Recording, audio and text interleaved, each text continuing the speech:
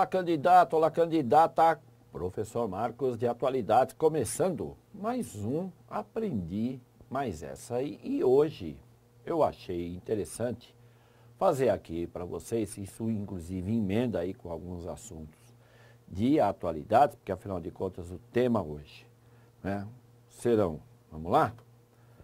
Políticas na Copa da Rússia, conflitos políticos e protestos. Espera aí, Marcos, eu não lembro de ter visto nenhum protesto. Você deve lembrar, sim, se você acompanhou a Copa do Mundo, deve lembrar que o último jogo, né, onde França e Croácia decidiram quem ficaria com o caneco, esse caneco, espera aí, vou apontar aqui direitinho, né, esse caneco bonitinho que está aqui, ó. Então, quem é que ficaria com esse caneco? Então, no segundo tempo, comecinho do segundo tempo, uma turminha que invadiu o campo, não teve? Né? Vestido de policial. Se você depois verificar aí as imagens, se você for lá no YouTube e pegar as imagens novamente, você vai entender que eles estavam vestidos de policiais russos. E por que será que eles estavam vestidos assim? E quem eram? Quem são essas pessoas que invadiram o campo de uma forma que até parecia mais uma brincadeira? Então, além desses protestos, nós tivemos também o jogo entre Suíça e Sérvia. Lembra lá da comemoração do jogo do Shaqiri? Né? O gol que ele fez, ele... Será que isso aqui é algum símbolo novo de algum logo aí de esportivo? Não, não é. E outro também protesto que ocorreu, mas esse com certeza você não deve ter visto nem na TV aberta, nem na TV por assinatura, é o movimento LGBT da Rússia, que fez aí um protesto, vamos dizer assim, mais calminho, né? Mais na surdina, porque, afinal de contas, na Rússia de Vladimir Putin, o pessoal do LGBTQI, né, que é assim que se fala hoje, não tem vez, não. Então, vamos fazer assim. Então, tá aí a chamada, e eu achei por bem numerar quais são os rápidos assuntos que eu vou trabalhar com vocês. Número 1, o time da Croácia, que, claro, não tem nada a ver com protesto, mas chama a atenção que esse jovem país, que é um país muito jovem, nasceu aí na desagregação da antiga Iugoslávia. Então, como é que esse país chegou na final? Não estava cotado, nem de longe, mas nem sombra ele estava cotado para chegar à final da Copa da Rússia. É o Brasil, não é de Neymar, Caicai. A Alemanha, campeã em 2014, a Itália não foi nem classificada, mas quem sabe a Argentina com Maradona cochilando lá na arquibancada não também chegasse. Então, chegou a Croácia. Então, eu vou falar aqui rapidamente sobre a Croácia. 2, Damagói, né? Tá faltando um J aí, Damagói Vida. Glória ao Ucrânia, Belgrado em chama, Belgrado, capital da Sérvia. Depois ele disse que é tudo uma brincadeira. O número 3, que é o Xherdan Shaqiri, fazendo aí os gestos que eu fiz agora há pouco. Que gesto é esse? O número 4, o grupo ativista LGBT, ou LGBTs, você está vendo aí, vestido com camisetas de países que participaram da Copa da Rússia, formando, não é, o arco-íris, símbolo, sendo observados por um policial. Mas não é proibido, sim, mas aparentemente eles só estavam juntos, ninguém estava falando, levantando a bandeira aí. E por último, essa pessoa que você vê aí prestes a cumprimentar Magpé, né, o grande artilheiro, aí, o grande fenômeno da seleção, e Mbappé, né, grande fenômeno da seleção francesa. Quem quem que é essa mulher, que é uma mulher, que está para cumprimentar Imapé. Então, vamos lá, rapidinho. Primeiro, a Croácia, região dos Balcãs. Você está vendo aí a península dos Balcãs, que é formado por Grécia, Albânia, Bulgária, né, Sérvia, Montenegro, Bósnia e Herzegovina. Então, a primeira coisa que a gente tem que lembrar vocês aqui é a antiga Iugoslávia, que ocupava grande parte dessa península balcânica. A Iugoslávia, ela nasceu em 1918, logo, se existisse, estaria completando agora 100 anos. Ela nasceu no ano em que acabou a Primeira Guerra Mundial. A Iugoslávia, que teve como grande nome, isso durante a ocupação nazista, onde fascistas croatas e sérvios contribuíram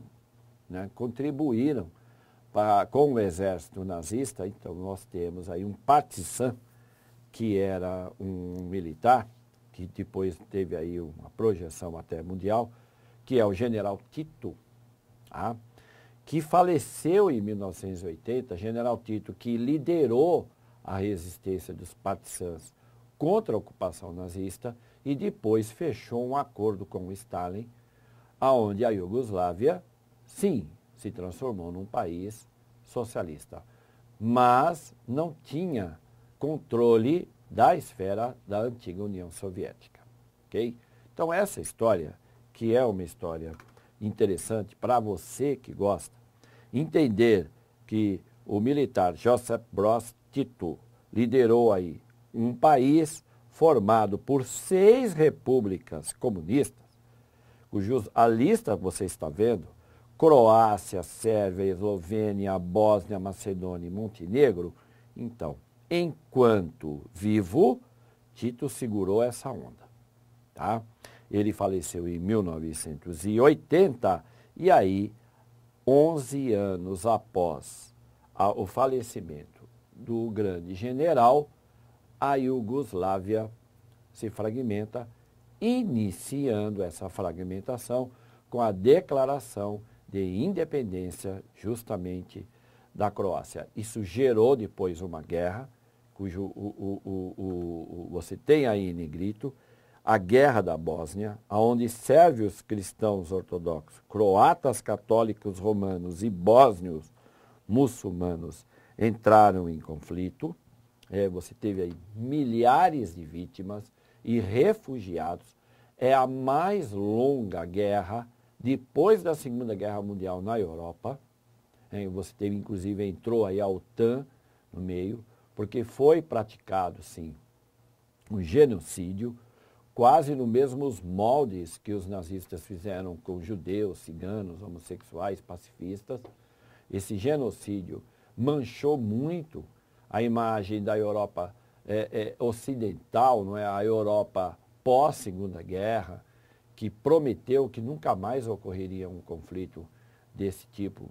E, lógico, isso marca a existência da Croácia, da Sérvia, Montenegro, Bósnia e Herzegovina, e faz, espero eu, que você entenda como é complexa uma pequena região da Europa, que é os Balcãs, e como isso, né, a união ali de povos, de religiões e culturas e línguas extremamente diferentes.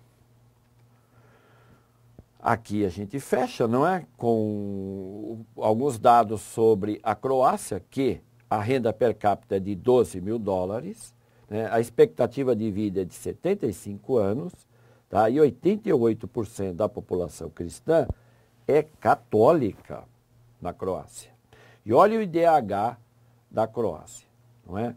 45º. Lembra qual é o IDH do Brasil atualmente, candidato? Não lembra? Depois você pesquisa aí para você ver como a Croácia está bem melhor que o Brasil. Tem uma renda per capita aí muito parecida, mas o índice de desenvolvimento da Croácia está bem melhor que o do Brasil. Talvez seja por isso um dos motivos deles terem chegado à final da Copa.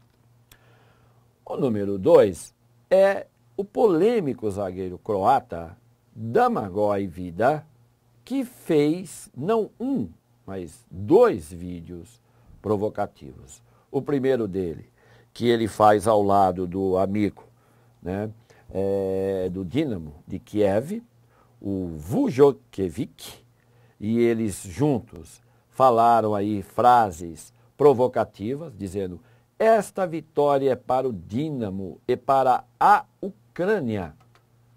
Por que será que Vida, né, fez essa declaração? O que tem a ver a Ucrânia com a Copa do Mundo, com a Croácia e com a Rússia? Não se esqueça, aí a gente entra em atualidades, que a Ucrânia está passando por um momento difícil. Isso tem a ver com a Rússia de Vladimir Putin. Lembra da Crimeia? Assunto discutido no top mais de uma vez? Pois é. Então, o senhor Domagoj Vida deu aquela cutucada, né? Sendo que depois a Croácia dele tirou a Rússia nos pênaltis. Então é claro que o cara está com a bola toda. Tanto que ele fez um outro vídeo, que você está vendo aí acima, tomando uma cervejinha e de novo provocando os russos, dizendo glória à Ucrânia. E aí, apesar de ele ter sido repreendido pela FIFA, claro que depois ele deu aquela famosa e boa desculpa. Eu amo o povo russo, foi apenas uma piada, tentou amenizar o zagueiro da vice-campeã da Copa de 2018, da Croácia. Comemoração condenada pela FIFA. Por que a comemoração foi condenada? Porque o senhor Xherdan Shaqiri, e ele não foi o único a fazer isso, mas aqui ficou a imagem, né, como você está vendo aí, ao fazer o segundo gol da Suíça, ele que é descendente, tá, de pessoas que vieram dos conflitos que aconteceram ali nos Balcãs e que envolvia a Albânia. Então, ele fez o gesto da águia de cabeça dupla, que é que você está vendo a bandeira da Albânia aí do lado. Isso tem um efeito extremamente provocativo, porque afinal de contas, a FIFA proíbe qualquer objeto, qualquer gesto político não pode ser feito durante a Copa do Mundo. Ele, que é filho de albaneses, né, de albaneses que fugiram daquela região por causa das guerras que ocorreram após a independência da Croácia, e claro, ele não perdeu a oportunidade e fez sim o gesto, foi multado pela FIFA, sem problema, depois até foi feito aí uma arrecadação no país, sobrou dinheiro, se eu não me engano era mais de 25 mil dólares que tinha que ser pago, foi pago direitinho a multa e ficou o gesto aí para você, que não pode dar bobeira em atualidades, ficou o gesto então político aqui do jogador da Suíça, provocativo contra a Sérvia, que era a adversária da Suíça na hora aí que o Xherdan Shaqiri fez o gol. Ativistas criam arco-íris com camisas, né, de seleções em protesto LGBT na Copa. E por quê? Porque existe uma proibição na Rússia. Não pode ser feito nenhum protesto com símbolos LGBT no país. Tá? Isso, inclusive, essa lei nasceu em Petrogrado, cidade do senhor Vladimir Putin. Antes da Copa, isso tinha sido cobrado, a questão dos direitos humanos, a questão da liberdade, em que as pessoas possam não exercer as suas palavras, a sua homossexualidade. Então, isso foi cobrado. Claro que os ativistas aqui em questão não eram bobos, sabiam que eles poderiam ser presos. Então, isso foi esses ativistas fizeram esse protesto, mas de uma forma bem comedida, né? Fizeram várias fotos, inclusive essa que é feita no metrô, lembrando que a questão, não é, da homossexualidade na Rússia é sim proibido. E por último, não é, o Pussy Riot, que são as pessoas que invadiram o campo. Foi a primeira vez que eles conseguiram um protesto na frente da autoridade maior do país, que é o senhor Vladimir Putin. Então imagino como o homem deve ter ficado. Porque em 2012 o mundo ficou sabendo, né, que o Pussy Riot, que é um conjunto punk rock, eles ocuparam uma catedral em Moscou, fizeram um protesto contra a eleição de Vladimir Putin, foram presos, estiveram presos até recentemente, foram soltos e não perderam a oportunidade, apesar da FIFA estar investigando como é que eles invadiram o campo, tá? Tudo bem que foi de uma forma pacífica, mas o jogo foi interrompido e milhões de pessoas que estavam assistindo o jogo, inclusive eu, pararam para pensar, mas que essa gente aí vestida de policial?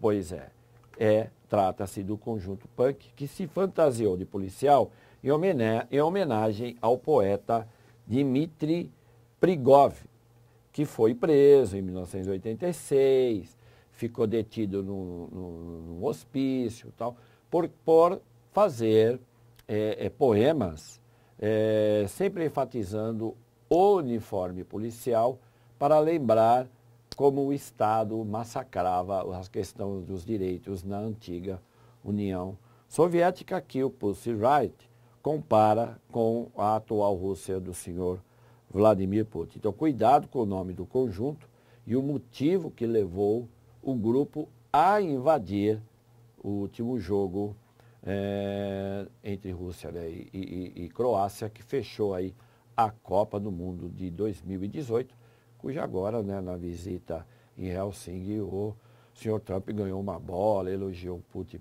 pela excelente promoção da Copa do Mundo, aquela coisa toda. E aí, fechamos assim. Então, esse Aprendi Mais Essa, que eu espero você tenha gostado. A gente se fala aí no próximo Aprendi Mais Essa, com outro assunto que eu acho que seja interessante para você. Até lá!